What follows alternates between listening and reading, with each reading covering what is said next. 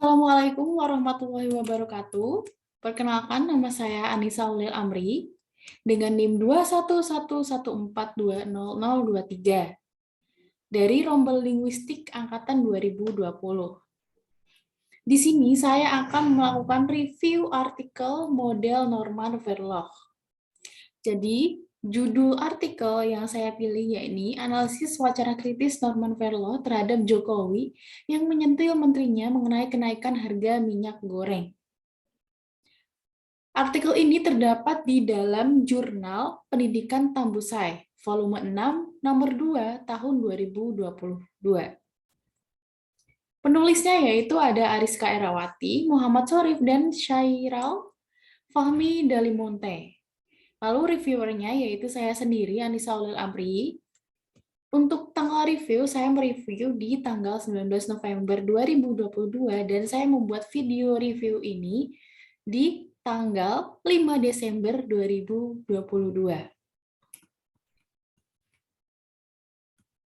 Abstraknya ini, analisis wacana Norman Verloc merupakan salah satu jenis analisis wacana yang dapat digunakan untuk menganalisis sebuah ujaran atau teks, baik dalam lingkungan kecil ataupun luas.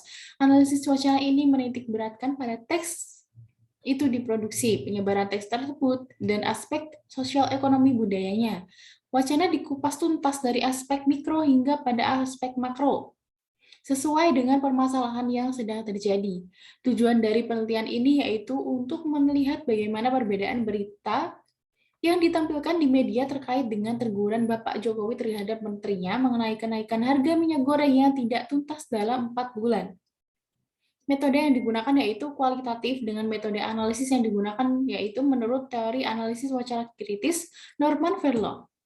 Adapun hasil dari analisisnya yaitu dari keempat berita tersebut, kecenderungan fokus yang membahas kenaikan harga minyak goreng yang tidak diurusi oleh pemerintah, dan juga 2 dari 4 berita tersebut di dalamnya membahas terkait kenaikan harga BBM.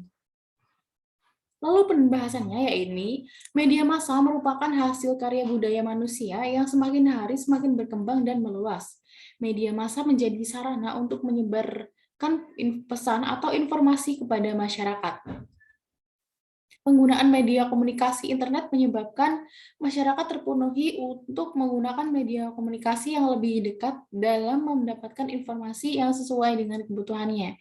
Kebutuhan merupakan sesuatu yang sangat dibutuhkan oleh manusia untuk dapat mencapai kesejahteraan. Pola konsumsi pangan antara rumah tangga dapat berbeda-beda.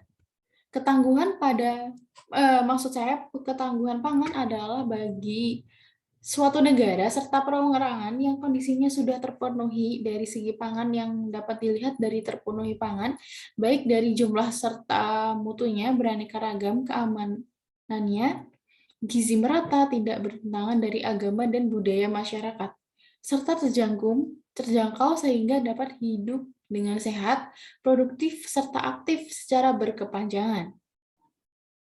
Awal tahun 2022 dibuka dengan maraknya pemberitahuan mengenai naiknya harga minyak goreng di pasaran, dan berita ini masih awet hingga bulan April ketika menjelang Ramadan. Hingga akhirnya Bapak Joko Widodo selaku Presiden Indonesia melakukan pidato yang isinya berisi tentang sentilan terhadap menterinya yang tidak memiliki kejelasan dengan menaikkan harga minyak goreng.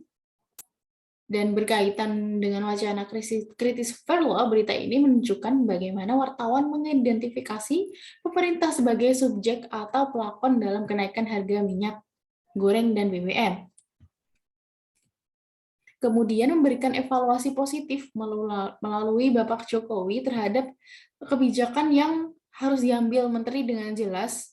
Dan di sisi lain, wartawan ingin menonjolkan evaluasi positif mengenai pentingnya kenaikan minyak goreng dan BBM agar segera diselesaikan.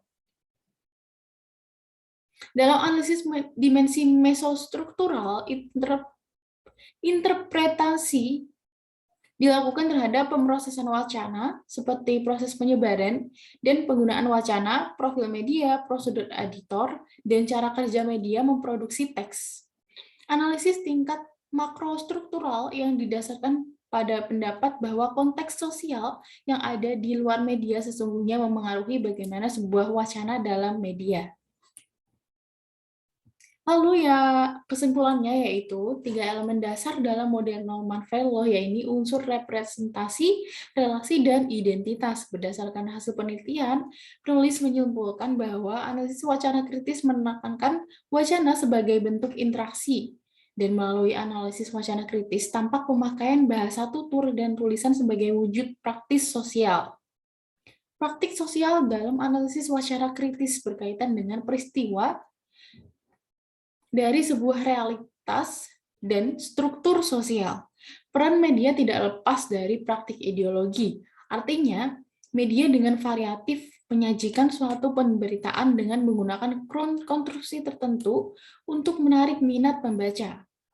Jika dilihat dari teori analisis Verloh, kenaikan harga minyak goreng menjadi objek utama pemberitaan. Media menitikberatkan Jokowi yang kurang senang dengan kinerja menteri yang menangani masalah tersebut.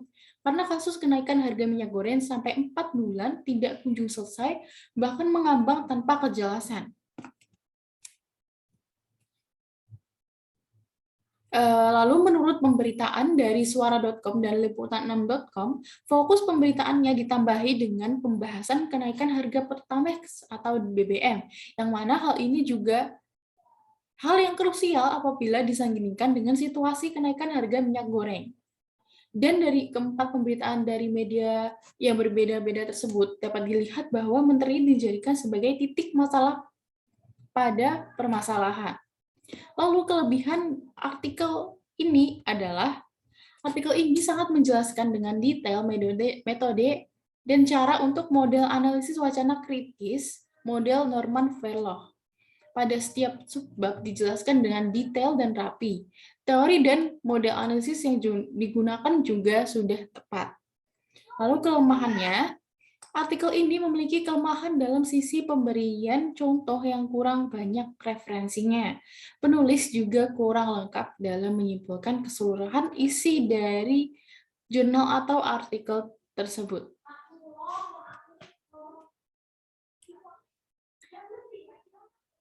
Jadi, sekian review jurnal, mohon maaf, maksud saya, sekian review artikel Norman Verloh dari saya.